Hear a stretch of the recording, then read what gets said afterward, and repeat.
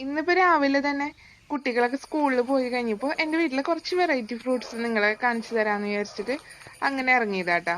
അപ്പൊ അതിനായിട്ട് തന്നെ ആദ്യം നമ്മുടെ ചെറിയൊരു കൊട്ടയൊക്കെ എടുത്തിട്ട് പോകുന്നത് മാംഗോസ്റ്റിൻ മരത്തിന്റെ കടക്കിലേക്കാ.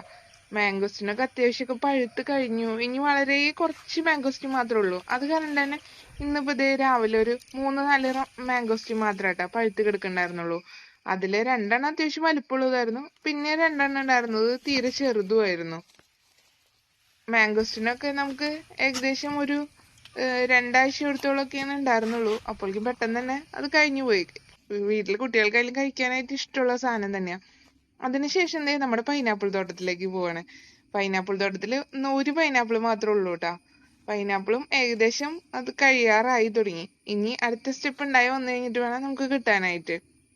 അതിനുശേഷം നമ്മുടെ പേരമരത്തിന്റെ അടുത്തേക്കാട്ടാ പോകുന്നത്. പേരമരത്തിലാണെങ്കിൽ നിറയെ പേരക്കയുണ്ട്. ആ പേരമരത്തിന്റെ ഒരു കമ്പ് ഇങ്ങനെ ചാഞ്ഞ് താഴേക്ക് ഇങ്ങനെ മുട്ടി കിടക്കുക. അപ്പൊ അതിലൊക്കെ നിറയെ പേരക്ക ഇങ്ങനെ പഴുത്ത് കിടക്കുന്നുണ്ട്. ഈ എല്ലാ ഫ്രൂട്ട്സും ഉള്ളത് കൊണ്ടാന്ന് തോന്നുന്നു കിളികളൊന്നും ഇതിന്റെ അടുത്തേക്ക് കാര്യമായിട്ട് വരണില്ല. അല്ലെന്നുണ്ടെങ്കിൽ ഇതില് പേരക്ക പഴുത്ത് കിടക്കണ കാണുമ്പോഴേക്കും കിളികളൊക്കെ അത്യാവശ്യം നന്നായിട്ട് തന്നെ വന്നിട്ട് കഴിച്ചിട്ട് പോവാറുണ്ട്. രാത്രിയൊക്കെ വവ്വാലൊക്കെ വന്നിട്ട് ഇത് ഫുള്ള് തീർത്ത് വെച്ചിട്ടേ പോവാറ്. പക്ഷെ എല്ലാ സാധനവും ഉള്ളത് കൊണ്ടാന്ന് തോന്നുന്നു ഇതിൽ അത്യാവശ്യം പഴുത്തൊക്കെ ഉണ്ടായിരുന്നു. അപ്പൊ നമ്മൾ അതിൽ നിന്ന് ഒരു 5-6 പേരക്കകളൊക്കെ പറിച്ചെടുത്തു കേട്ടോ. ഇനിയും പേരക്ക നിൽക്കുന്നുണ്ട്. അപ്പൊ നമുക്ക് ഇത്രക്കൊക്കെ നമ്മുടെ ആവശ്യത്തിന് മതി. അതുകൊണ്ട് തന്നെ നമ്മൾ ഇത്രക്ക് പേരക്ക പറിച്ചു കഴിഞ്ഞപ്പോ നിർത്തി. പിന്നെ നമ്മൾ നമ്മുടെ റംബൂട്ടാൻ മരത്തിന്റെ അടുത്തേക്കാട്ടാ പോകുന്നത്. അപ്പൊ റംബൂട്ടാൻ മരത്തുമേന്നും ഞാനൊരു 5-6 റംബൂട്ടാനെ പറിച്ചുള്ളൂ. കൂടുതൽ പറിച്ചു വെച്ചിട്ട് കാര്യമില്ലല്ലോ എന്ന് വിചാരിച്ചിട്ട്.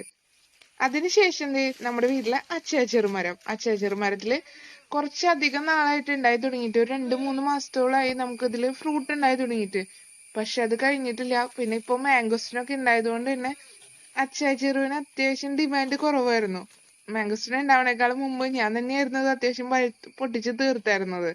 ഇപ്പൊ അതുള്ളത് കൊണ്ട് തന്നെ ഇതിന്റെ അടുത്തേക്ക് കാര്യമായിട്ട് പോകുന്നില്ല. അതുകൊണ്ട് തന്നെ ഇതുമ്പോ കുറച്ച് കായകളൊക്കെ ഉണ്ട്. അപ്പൊ അതിൽ നിന്നൊരു 5-6 കായും കൂടി ഞാൻ പറിച്ചെടുത്തു. അതിനുശേഷം നമ്മുടെ വീട്ടിലെ ചന്ദ്രക്കാരൻ മാവിലാണെന്നുണ്ടെങ്കിൽ മാങ്ങകളൊക്കെ കഴിഞ്ഞു തുടങ്ങി. അപ്പൊ ഇന്ന് പോയപ്പോ അതിന്റെ കടയ്ക്ക് കുറച്ച് മാങ്ങകൾ കിടക്കുന്നുണ്ടായിരുന്നു. അപ്പൊ ഞാൻ ആ മാങ്ങകളും കൂടി പറക്കിയെടുത്തു. ഈ ചന്ദ്രക്കാരൻ മാവിലും ഈ പ്രാവശ്യം നന്നായിട്ട് തന്നെ മാങ്ങയൊക്കെ ഉണ്ടായിരുന്നു കേട്ടോ. ഞാൻ 1 മാസമൊക്കെ മുമ്പ് തന്നെ ഇതിന് പഴുത്ത മാങ്ങകളൊക്കെ പറിച്ചു തുടങ്ങിയതാണ്. പിന്നെ താഴെ വീണ്ടും കിട്ടും. ഇത് വലിയ ഉയരമില്ലാത്തൊരു മാവാട്ടോ. അപ്പൊ നമ്മൾ ഇന്ന് പറിച്ചെടുത്താണ് ആദ്യം മാംഗോസ്റ്റിൻ, അത് കഴിഞ്ഞ് പൈനാപ്പിള്, പിന്നെ നമ്മുടെ റംബുട്ടാൻ, പിന്നെ പേരയ്ക്ക, അതിനുശേഷം നമ്മുടെ അച്ചാച്ചറും, പിന്നെ മാങ്ങയും.